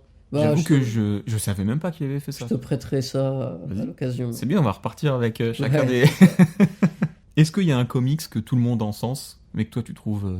ou un run, hein, Hmm. que tu trouves surcoté? Ouh, très très très bonne question. Très bonne question. Le run de... comment il s'appelle? Purée, j'oublie tout le temps son nom. L'ancien de la CIA. Un ancien de la CIA? Purée, j'ai son nom sur le bout de la Qui a langue. fait quoi comme... tu sais quel... Batman super-héros Rebirth. Ah, Rebirth. Purée, Ah, c'est pas Scott Snyder. Non. C'est Snyder, pas Grant Morrison. C'est pas Grant Morrison. C'est pas Tom Taylor, c'est... Ah, King. Exactement. Ouais, Pas Tom besoin de King. regarder. Tom King. Je suis pas fan. Ah ouais. Je suis pas fan. Moi j'aime beaucoup le mariage de Batman Catwoman. J'étais déçu justement que je vais Bah, pas spoiler. Oui, mais voilà, c'est du Tom King en fait. Mais moi ça m'a pas dérangé. Et comment elle s'appelle qui était au dessin? Ah merde, comment elle s'appelle elle Je vais plus la voir. On a tous des trous de mémoire. là. c'est l'enfer. C'est la vieillesse. T'as eu, comment il s'appelle aussi, qui a travaillé sur ce run au dessin. non, je suis sur... T'as David Finch qui a bossé dessus, qui est un dessinateur que j'aime beaucoup. T'as Mike Janin aussi que j'aime bien. Un peu moins, mais voilà, j'apprécie quand même ce qu'il fait. Jones, Michelle Jones. Ouais, c'est peut-être elle, ouais. Ouais, je pensais. Ouais, c'est peut-être Voilà, elle, ouais. Jones. Pardon, je suis loin du micro. Tu vois, t'as eu de très bons artistes qui ont bossé sur bah ce oui. run, mais City of Bane, ok, cool. Ok, qui meurt, bon, c'est touchant, mais... Ouais. Pardon, j'ai spoilé, mais... J'ai pas trouvé ça... Non, mais c'est sûr que ça vaut pas le Batman justement de Scott Snyder qui était juste avant. Qui est Et après, fabuleux. attends, figure-toi que j'ai rencontré des gens qui n'étaient pas fans de Scott Snyder, tu vois. Je comprends, mais j'arrive à comprendre. Mais pour moi, la cour des hiboux, c'est quand même ce qu'on a eu de Batman récemment avec Batman Nocturne, Mhm. qui était le plus abouti. Exactement, parce qu'ils ont réussi à recréer quelque chose de nouveau tout en gardant l'essence du personnage. Ah ouais, complètement. Ce qui est pas évident, hein. Non. Nocturne, il est très très bon. Il est aussi. stylé, le Nocturne. Hein. Ouais. Il est vraiment très très beau, j'aime Ramvi beaucoup. au scénar. Ouais, Ramvi, il est tellement à part dans ce milieu, je trouve. Il a vraiment quelque chose. Hein, ce mec. Oui, il a quelque chose. Ah, je le trouve incroyable. Si tu pouvais envoyer un seul super-héros ou personnage de comics dans le monde réel, aujourd'hui, ce serait qui et pour régler quel problème? Très bonne question. Très très très bonne question. Et je me suis surpassé. Wow. J'y ai jamais vraiment pensé, pour être honnête. Je dirais Batman pour régler mes problèmes de compte en banque. Mais blague à part, En vrai, moi, je Je pense pense- forcément à Superman. mais je parce pense que le monde a besoin d'un Superman. Ouais. Je pense que le monde a besoin d'un Superman. Parce que mine de rien, tu regardes l'actualité aujourd'hui, c'est tellement anxiogène que tu as besoin de quelque chose qui te redonne de la joie. quelqu'un de lumineux. Quelqu'un de lumineux. Pareil, on en parlait récemment avec nos confrères du Comics Corp. Mais en fait, c'est pas mauvais que quelqu'un soit gentil, que quelqu'un soit bon. Parce qu'on a eu le fantasme de l'anti-héros depuis... Ça commence à durer, hein. Ça fait depuis les années 80-90 qu'on a le fantasme de l'anti-héros ou être Oui, gentil. le mec mal rasé, un peu méchant. C'est ça, tu vois, un peu à la Rorschach. Constantine. Constantine, exactement, voilà, ça c'est l'archétype. Mais c'est bien que les deux puissent cohabiter.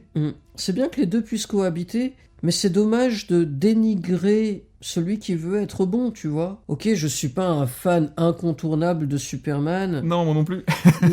mais je pense que, tu vois, t'as besoin d'une incarnation de quelque chose qui puisse donner de l'espoir. Qui Ouais. puisse donner de l'espoir, tu vois. Et Superman, c'est vrai qu'il y arrive. Hein. Bah, l'emblème sur son torse, oui, c'est un Ouais, S, mais complètement. c'est en kryptonien, ça veut dire espoir. Et il est vraiment incroyable, ce Superman. Mais j'avoue que le côté Boy Scout, bon. Oui, et puis c'est tout le temps des robots géants ou des monstres géants, Et pourtant, si aujourd'hui on avait besoin de quelqu'un, ce serait lui. c'est ça. C'est marrant, hein.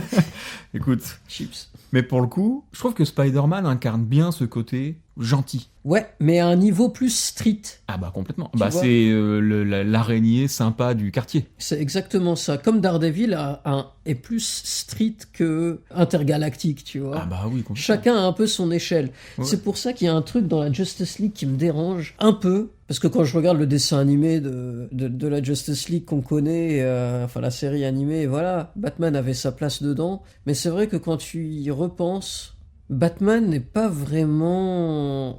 Et il est juste plus malin que les autres. Il est hein. juste plus malin que les autres, mais... Il a quand même un plan pour pouvoir arrêter chaque super-héros si jamais ils deviennent fous. Mais en fait, Il a un plan pour Superman. à un poil près, ça aurait été Lex Luthor, tu vois. Exactement. Donc, je trouve que Batman, tu vois, par exemple, Spider-Man, c'est plus un niveau street, Batman, c'est plus un niveau ville, Gotham. Oui, Superman, c'est plus à l'échelle planétaire ou intergalactique. Et, Ouais, et tu vois, chacun a un peu Sa partition à oui, jouer. sa partition à jouer, exactement, son espace, son... Ouais, je suis d'accord. Mais Batman, quand même. Attends, tu m'as parlé de mangue séchée, et c'est vrai qu'elle me fait de l'œil. Mais vas-y, je t'en prie, absolument. C'est quoi, regarde. Je bloque là. Hop, nous revoilà. La magie du montage. Yes. Donc là, ça va aller un petit peu vite. Oui, Est-ce que t'es prêt? Oui. Bon, la première, j'ai la réponse, mais... Spider-Man ou Daredevil? Daredevil. David Mack ou Jim Lee? Jim Lee. Batman ou Superman? Batman. Joker ou Mr. Freeze?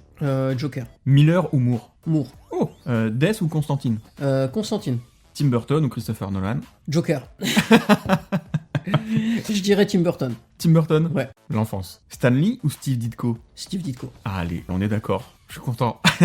J'ai été surpris quand même sur Miller ou Moore. Parce que en mettant Miller ou Moore, tu les mets en tant que scénariste. Frank Miller, c'est un scénariste et un artiste. C'est vrai. Donc il y a cette petite subtilité-là que... Qui fait que...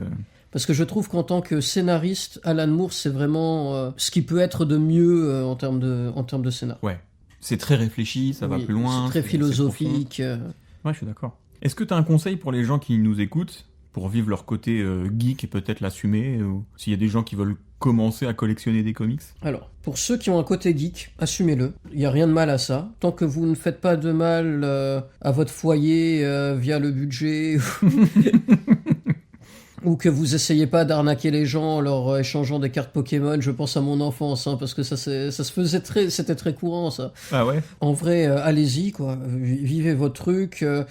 Surtout, essayez de vous trouver une communauté. C'est très important, c'est très dur de vivre une passion tout seul, parce que tu le sais aussi bien que moi, quand t'as une passion, t'aimes bien la partager. Ah bah c'est pour ça que je fais ce podcast.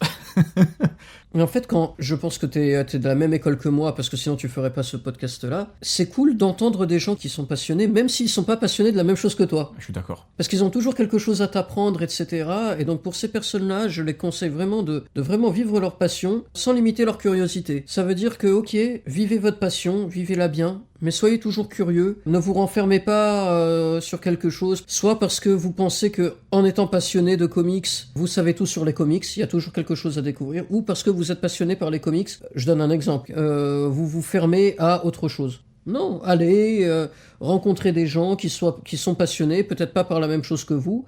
Ça peut toujours vous enrichir et ça ne vous fera que du bien. Et on a la chance de vivre dans une époque où il y a Internet. Exactement. Qui est dégueulasse de temps en temps, mais qui quand même nous rapproche beaucoup, quoi. Ou Internet, c'est votre acheter des trucs en ligne, ça aussi. S'il n'y avait pas Internet, sans Internet, c'est beaucoup plus compliqué. Ah, ça serait beaucoup plus compliqué, mais du coup, ça rend la chose moins rare aussi. Ouais. Donc, je sais pas, est-ce que c'est... Oui, si c'est quand même plus positif que négatif. Oui, clairement, on va pas se mentir.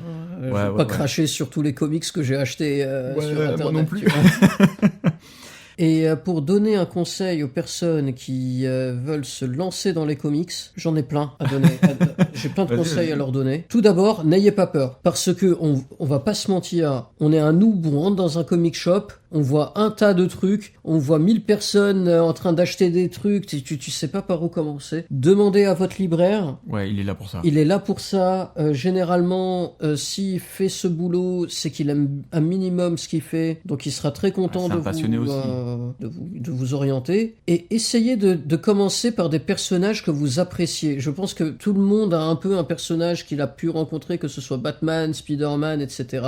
Ou bien partez sur quelque chose de complètement nouveau, mais sur des thématiques qui pourraient vous intéresser. Ouais, complètement. Bah, c'est ce que j'en parle encore. Fable. Oui. Moi, j'ai commencé avec Fable, le comics. Hein. Vraiment, je connaissais le comics, je l'avais déjà eu. Je me suis vraiment immiscé dans le comics à fond parce que Fable. Et tu vois, c'est même pas un truc de super-héros, c'est un truc indé. Et ça m'a vraiment mis dedans. Et depuis, je suis mordu, quoi. Et une fois que t'es mordu, c'est fini. Hein. C'est ça, exactement. Si t'avais un pouvoir geek ultime, ce serait quoi? Par exemple, je le donne parfois aux gens, le mien.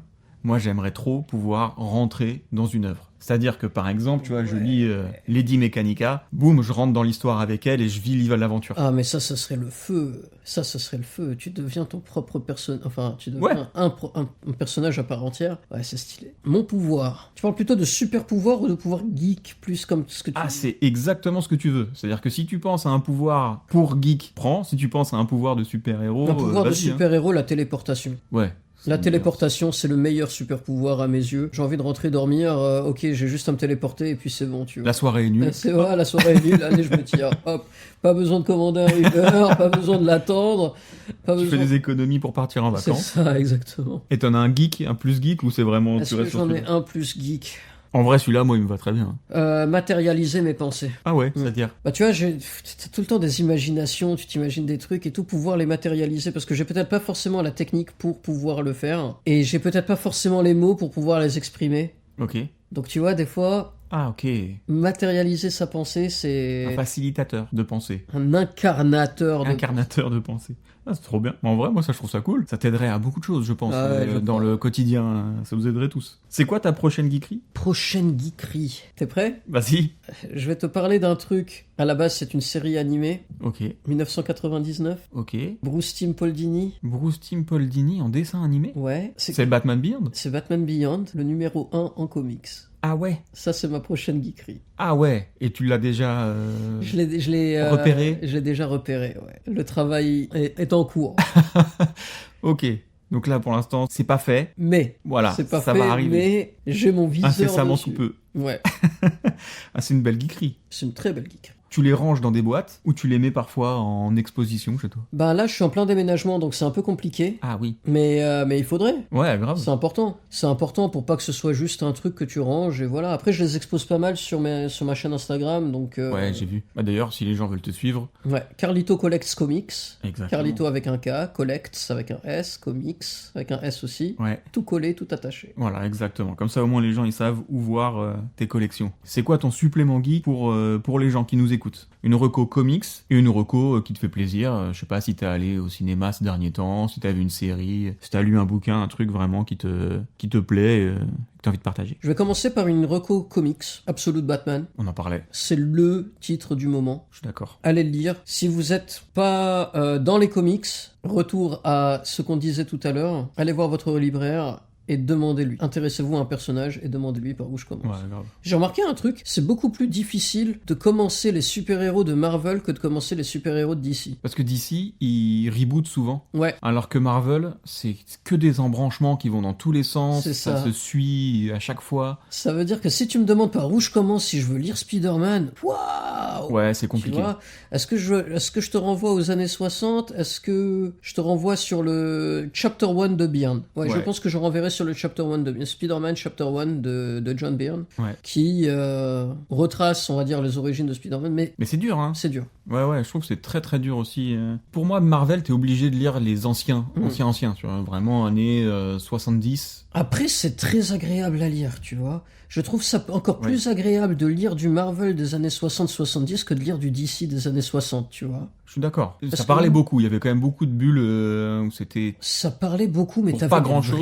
t'avais des vraies thématiques. Je veux dire, dans Spider-Man, tu parles quand même t'as quand même des histoires où on te parle de drogue, etc. C'est venu aussi chez DC, mais Ouais, un ça peu s'est plus lissé tard. après, ouais, c'est vrai. Tu vois, c'est quand même des personnages qui sont très brisés, tu le vois, c'est très humain. La chose dans les 4 fantastiques, t'as toutes les questions de l'apparence, Parce que j'allais dire, le regard de l'autre. le regard de l'autre, etc. Non, t'as beaucoup de choses. Bah, qu'on a eu avec Batman, avec Clayface.